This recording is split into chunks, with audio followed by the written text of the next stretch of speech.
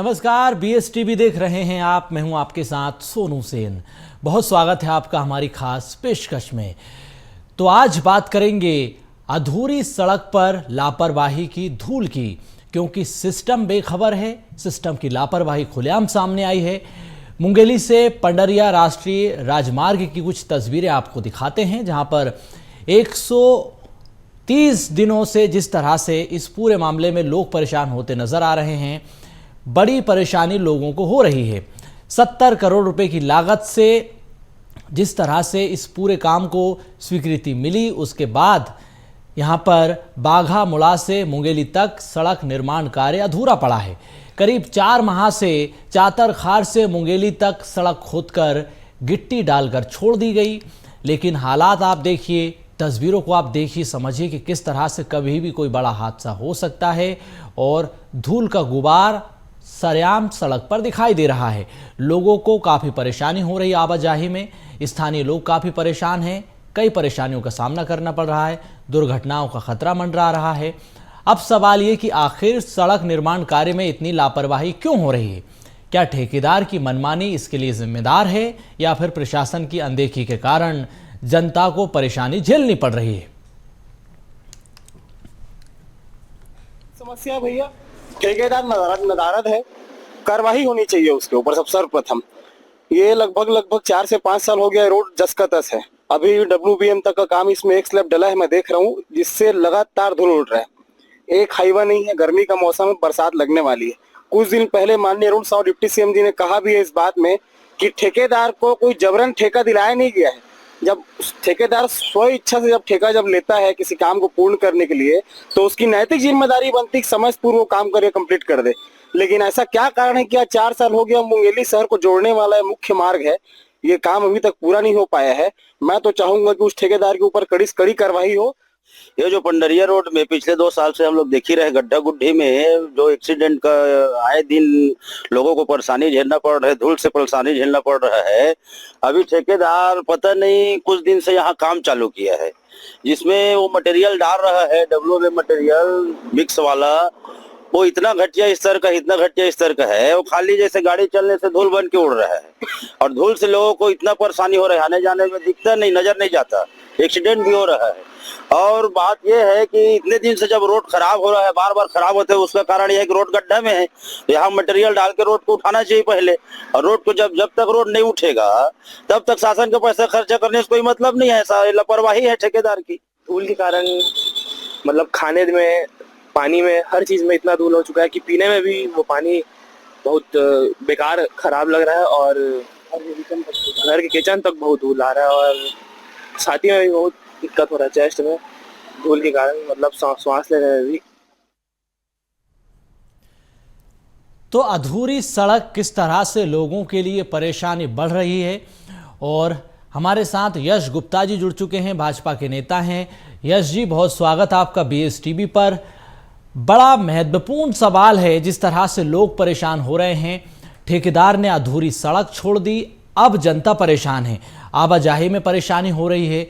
भारी धूल की वजह से दूर तक के वाहन नहीं दिख पा रहे हैं, उस वजह से हादसे हो रहे हैं। सिस्टम बेखबर है, ठेकेदार की मनमानी, सिस्टम की लापरवाही, जिम्मेदार कोई ध्यान नहीं दे रहे हैं। ऐसे में आम जनता क्या करे, कैसे समस्या का समाधान होगा? जी देखिए भैया, बहुत बहुत धन्यवाद। निश्चित रूप से ये बहुत बड़ा विषय है मुंगेली के जनता के लिए, और मुंगेली से आवागमन के लिए बहुत बड़ा विषय है ये लगभग निविदा जो है, ये 6-7 साल पुरानी निविदा है। ये अभी तक ये जो 5 किलोमीटर की जो सड़क है पूरी नहीं हो पाई। ये निश्चित रूप से घोर लापरवाही है ठेकेदार की। ठेकेदार के ऊपर मैं उस दिन खुद निरीक्षण करने गया था। अभी लगातार विकास कार्यों का हम निरीक्षण करने जा रहे हैं, तो पूरी सड़क जो है वहां पर चातरखार से लेके मुंगेली तक, ये पूरी सड़क बहुत बर्बर स्थिति पर है। लगातार धूल उड़ रहा है, लोगों को सांस लेने में परेशानियों का सामना करना पड़ रहा है। मैं भी एक नागरिक हूं, भाजपा नेता के साथ साथ मुझे व्यक्तिगत मेरा जमीन भी है, वहां आना जाना लगे रहता है। निश्चित रूप से वहां पर जो जैसे अरुण साव जी ने बताया जी कि कोई ठेकेदार अगर कोई ठेका लेता है तो उसे जबरन ठेका नहीं दिया जाता, वो अपनी स्वेच्छा से निविदा भरता है, समय पे मानक दंड को पूरा करने का वहां पर वो अपना NOC प्रदान करता है। तो कहीं ना कहीं जब वो काम नहीं करने में सक्षम है तो ऐसा प्रावधान करके वैसे ठेकेदार के ऊपर कार्रवाई की जाए। बिल्कुल। हमारे साथ पद्मराज सिंह जी जुड़ चुके हैं, जिला महामंत्री हैं। राज साहब, जिस तरह से ये समस्या आप देख रहे हैं, आखिर क्यों लापरवाही हुई है? सड़क निर्माण में क्यों देरी हो रही है? ठेकेदार का क्या जो पैसा है वो निकल नहीं पा रहा है, उस वजह से देरी हो रही है?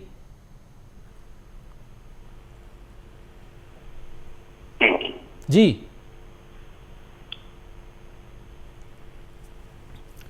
पद्मराज जी, आप सुन पा रहे हैं? मेरी आवाज आप तक पहुंच रही है? चलिए, हमारे साथ चंद्रकांत श्रीनेत भी जुड़ चुके हैं, रहवासी हैं। चंद्रकांत जी, बड़ी समस्या है लोगों के लिए अधूरी सड़क। लंबे समय से मांग कर रहे हैं कि सड़क का निर्माण पूरा होना चाहिए, लेकिन ठेकेदार की मनमानी। आखिर किस वजह से सड़क अधूरी पड़ी है? किस तरह की परेशानी आपको हो रही है?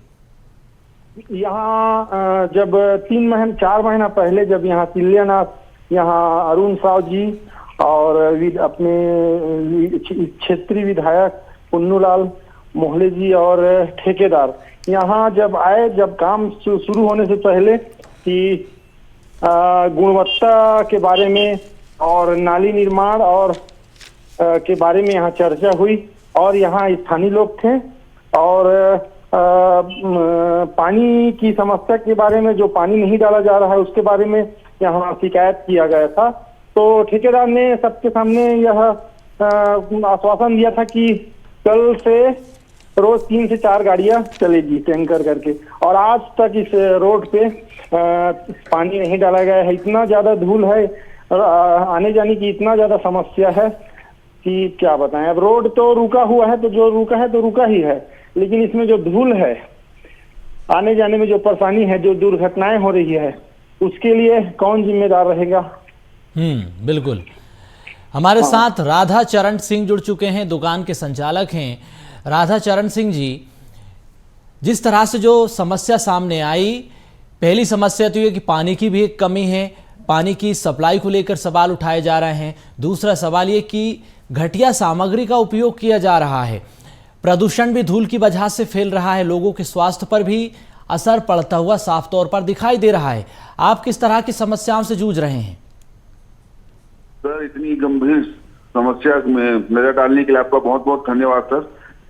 सर, मैं बताना चाहूंगा आपके चैनल के माध्यम से कि मैं अपने जीवन काल में इससे खराब क्वालिटी का काम मैंने कभी नहीं देखा है। 4 महीने से रोड को खोद के छोड़ दिए हैं सर, ना उसमें सबवेट ठीक से हुआ, ना उसमें क्यूरिंग ठीक से हुई। बार बार शिकायत किया गया, मांग किया गया। एक तो सर ये रोड बहुत प्रतीक्षित मांग थी, बहुत मुश्किल से ये रोड से स्वीकृत हुआ है। उसके बाद काम की गुणवत्ता और काम में लेट लतीफी आप देखेंगे तो इतना ज्यादा खराब काम मैंने तो अपने जीवन काल में कभी नहीं देखा। तो आखिर इसमें देरी क्यों हो रही, क्या वजह है? आपने जानने की कोशिश की ठेकेदार से, जनप्रतिनिधियों से?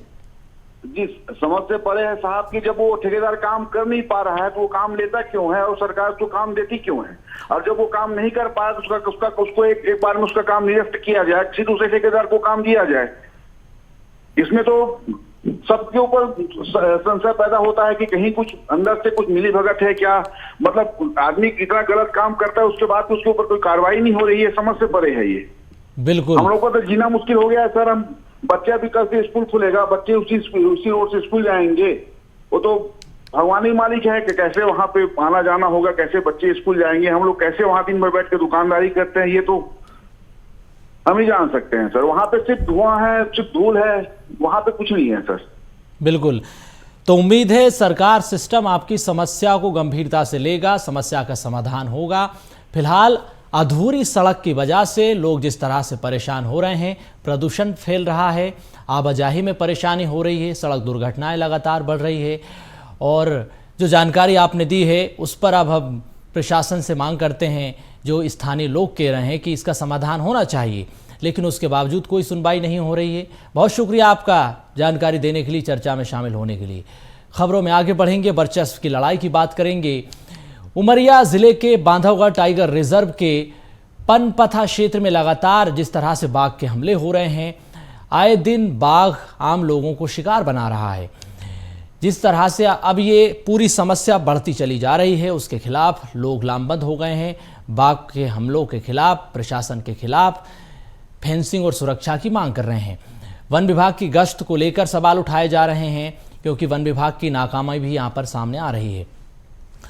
ग्रामीणों का गुस्सा फूट पड़ा। बड़ी संख्या में ग्रामीण समाज से भी सड़क पर उतर आए, वन परिक्षेत्र कार्यालय के सामने प्रदर्शन किया है। इसके साथ ही महामहिम राज्यपाल के नाम ज्ञापन भी सौंपा गया। ग्रामीणों ने टाइगर रिजर्व से सटे गांव में फेंसिंग लगाने, मृतकों के परिजनों को नौकरी देने की मांग की।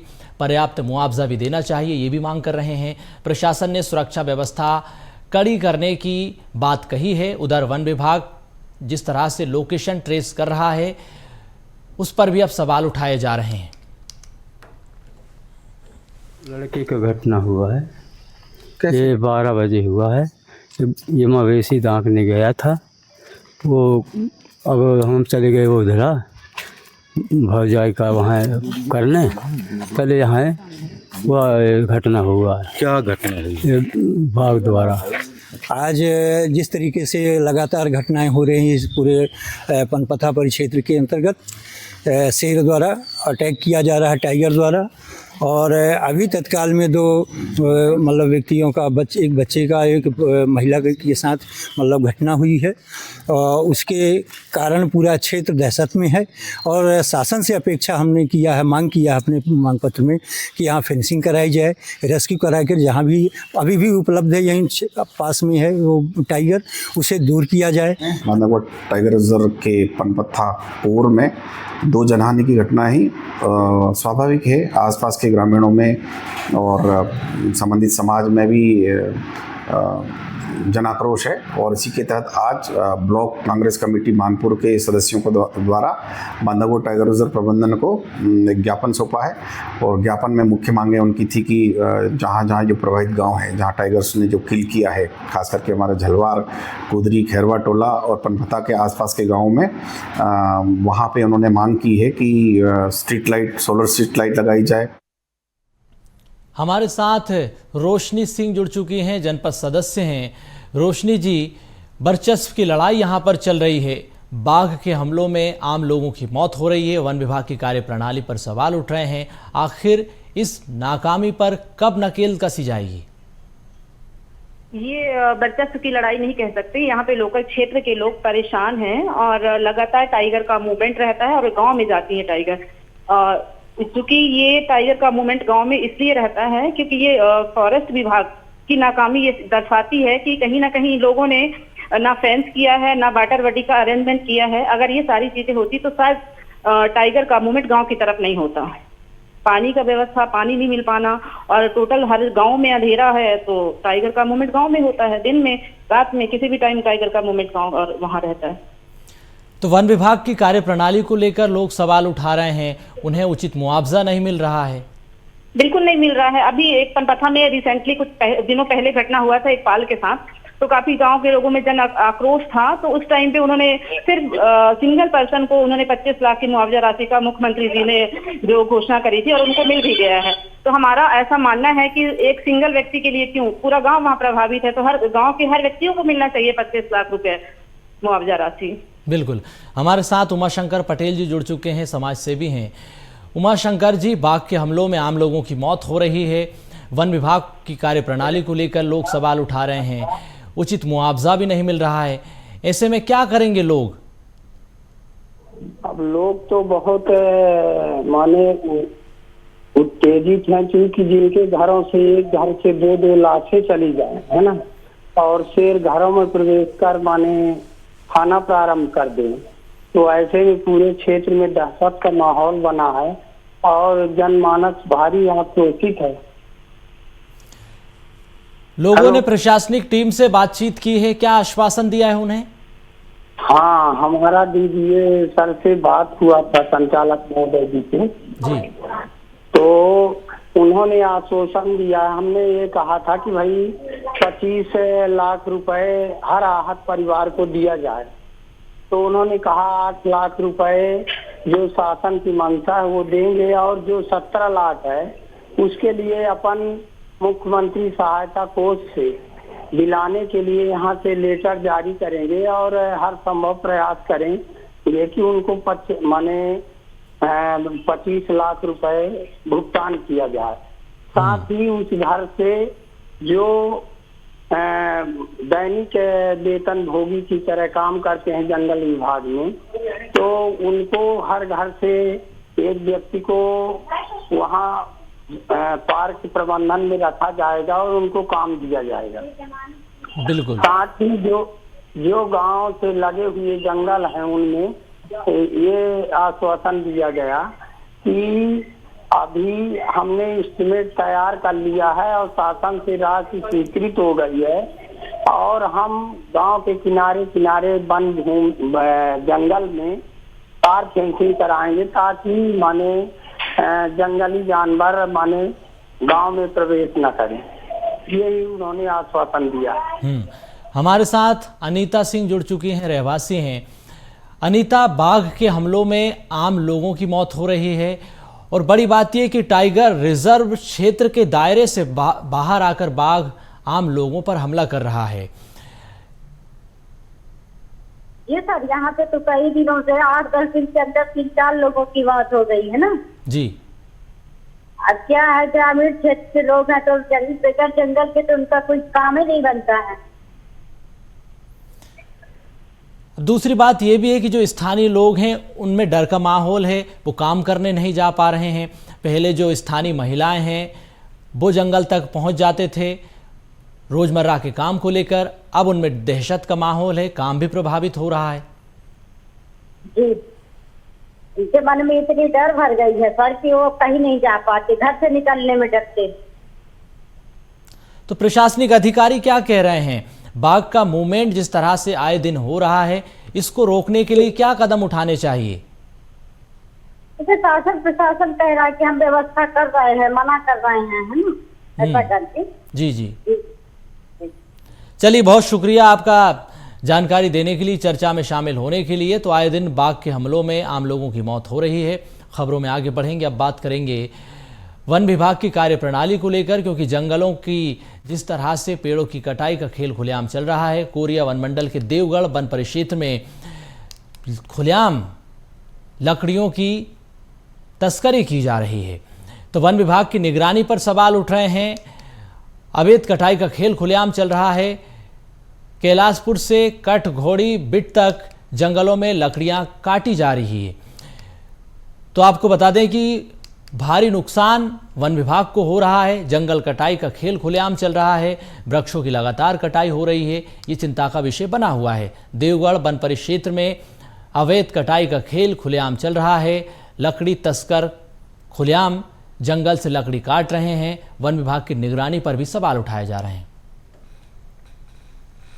मां के नाम तो क्या पूर्व के जंगल तस्करों के नाम विभाग कर चुका है। लाखों करोड़ों वन सुरक्षा के लिए सरकार खर्च कर रही है, लेकिन जो जिम्मेदार है, मैदानी अमला है, वो कहीं ना कहीं अपनी जिम्मेदारियों से भागते हुए नजर आ रहे हैं, निष्क्रिय नजर आ रहे हैं, जिसका नतीजा आप देख सकते हैं कि बड़े बड़े पुराने वृक्षों को तस्करों के द्वारा किस तरीके से धाराशाही कर दिया जा रहा है। और कुल मिलाकर यहाँ पर देखा जाए तो जो लिप्टस के ये जो पेड़ आपको नजर आ रहे हैं स्क्रीन में, इसकी यहाँ पर साफ तौर पर देखा जा सकता है कि बड़ी मात्रा में कटाई हो रही है और तस्करी की जा रही है। और देखिए किस तरीके से तस्करों ने लकड़ी काट कर यहाँ पर छुपा दिया है, वो भी आपको स्क्रीन में नजर आ रहा होगा।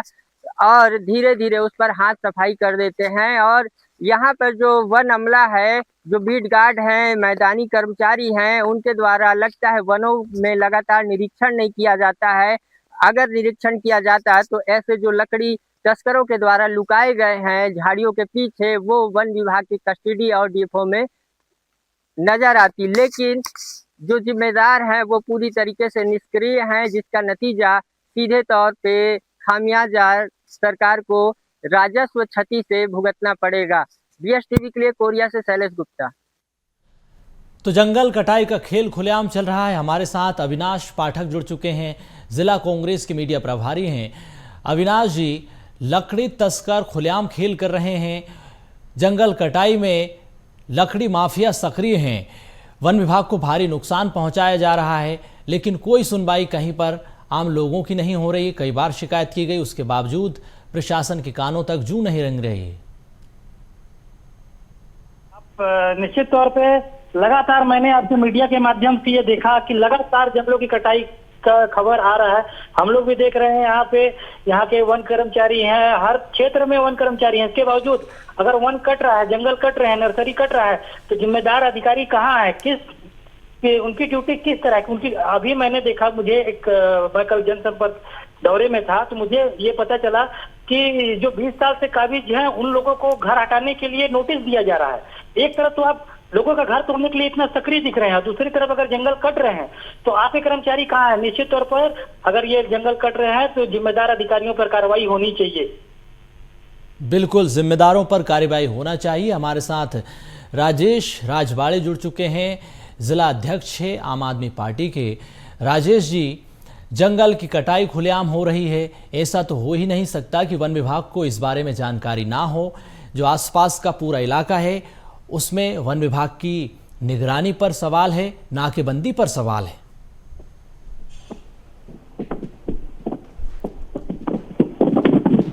राजेश जी, आप सुन पा रहे हैं? जी जी सुन पा रहा हूं। राजेश जी, जंगल कटाई का खेल खुलेआम चल रहा है, वन विभाग की कार्य प्रणाली पर सवाल उठ रहे हैं, निगरानी कटघरे में है, और बड़ा सवाल ये कि पूरे इलाके में वन विभाग की नाकेबंदी है, उसके बावजूद लकड़ी की तस्करी कैसे हो सकती है? जी जी कटाई हो रहा है सर, पूरा सभी जगह, ये बहुत चिंता की बात है सर। तो आपने क्या कदम उठाए? प्रशासन से इस बारे में बातचीत की? जी अभी तो बात नहीं हुई है, मगर हम लोग ये बोल रहे हैं कि कटाई बहुत तेजी से हो रहा है, इसमें रोकथाम लगाया जाए।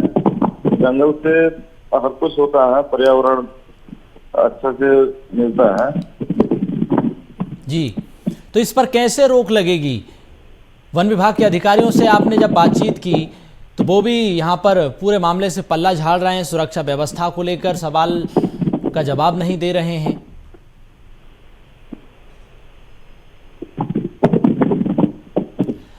अविनाश जी, वन विभाग इस पर ध्यान नहीं दे रहा है, लोग शिकायत कर रहे हैं, खुलेआम लकड़ी की तस्करी हो रही है, निगरानी सवालों के घेरे में है, और जो इलाके में नाकाबंदी है वन विभाग की, वहां से कैसे ये पूरा तस्करी का खेल चल रहा है? क्या वन विभाग के अधिकारियों की मिलीभगत है क्या? सबसे बड़ा सवाल तो यही है सर कि आज कोरिया वन मंडलाधिकारी नहीं है, रेंजर सारे नए आए हुए हैं, इसके बावजूद अगर वनों की कटाई हो रही है, और इसका शिकायत हमने बार बार की है, और कभी सोशल मीडिया के माध्यम से, कभी शिकायत के माध्यम से हमने बार बार मांग की है कि इस पे आप ध्यान दीजिए, इस पे आप ध्यान दीजिए, आप इस पे कार्रवाई करिए, लेकिन ऐसा देखने को नहीं मिल रहा है। इक्का दुक्का पकड़ के ये कार्रवाई कर देते हैं देखने दिखावे के नाम पर, बाकी ऐसा कोई जमीनी स्तर पर ऐसी कोई कार्रवाई देखने को मिल नहीं रहा है अभी तक। सीधा सीधा रेंजर पर सवाल है, रेंजर भी इस पर कोई ध्यान नहीं दे रहे हैं क्या? अगर देवगढ़ या सोनहत या कोरिया वन मंडल की बात करता हूं मैं, अगर जंगल कट रहे हैं तो अगर उसपे उनके जो मेन अधिकारी हैं, जो जिम्मेदार अधिकारी हैं, अगर उनके रहते लकड़ी कट रहे हैं तो जिम्मेदार तो वो है, निश्चित तौर पे है। इस पूरे जंगल में हमने देखा कि किस तरह से बेशकीमती लकड़ियां हैं और पूरा मुनाफा यहाँ पर माफिया कमा रहे हैं। अधिकारियों की भी मिलीभगत है क्या इसमें? पूरा साठगांठ से काम हो रहा है? निश्चित तौर पे सर, अगर मैं ऐसा खुला आरोप तो नहीं लगाता कि अधिकारियों की मिलीभगत है, लेकिन मैं ये निश्चित तौर पे कहूंगा कि आपके रहते अगर लकड़ी कट रहा है तो इसके जिम्मेदार आप हैं। तो अब आगे आप क्या करेंगे? कांग्रेस पार्टी इसको लेकर क्या कदम उठाएगी? कोई बड़ा प्रदर्शन देखने को मिलेगा? जिम्मेदारों से आप मिलेंगे? आने वाले समय में हम पुनः इस पे ज्ञापन करेंगे और एक बड़ा आंदोलन करेंगे अगर कार्रवाई नहीं हुई और अगर पेड़ों की कटाई नहीं रुकी तो। एक सवाल यहाँ पर यह है कि कोई भी अधिकारी इस रेंज में ज़्यादा दिनों तक नहीं टिकता है, बहुत जल्दी ट्रांसफ़र हो जाते हैं, जो सख्त एक्शन लेते हैं उन पर गाज गिर जाती है। तो क्या राजनीतिक संरक्षण भी है माफियाओं को? सर, किसी न किसी के संरक्षण पे तो ये वनों की कटाई हो ही रही है, कोई ना कोई तो इसके पीछे होगा ही होगा, तब जाके इतने दिनों से वनों की कटाई को लेकर हम आवाज उठा रहे हैं और इस पर कोई कार्रवाई नहीं हो रही है। हमने देखा कि एक तरफ विकास के नाम पर लाखों पेड़ काटे जा रहे हैं, तस्करी का खेल खुलेआम चल रहा है, सरकार दावे करती है पर्यावरण संरक्षण का, वन संपदा को समेटने का, लेकिन यहाँ तो सबकी मिलीभगत है, हर कोई चुप्पी साधे बैठा है। बाकी पेड़ व्यापारियों के नाम। यही खेल पूरे प्रदेश में चल रहा है और यही खेल हमारे कोरिया वन मंडल में चल रहा है। बिल्कुल। तो कुल मिलाकर एक पेड़ मां के नाम, बाकी के पेड़ व्यापारियों के नाम। जंगल कटाई का खेल खुलेआम चल रहा है। जिम्मेदार मौन है, पूरा सिस्टम बेखबर है। लकड़ी तस्कर पूरे जंगल को काटने में लगे हुए हैं। बहुत शुक्रिया आपका अविनाश जी, तमाम जानकारी के लिए, चर्चा में शामिल होने के लिए। आज की खास पेशकश में इतना ही। नमस्कार।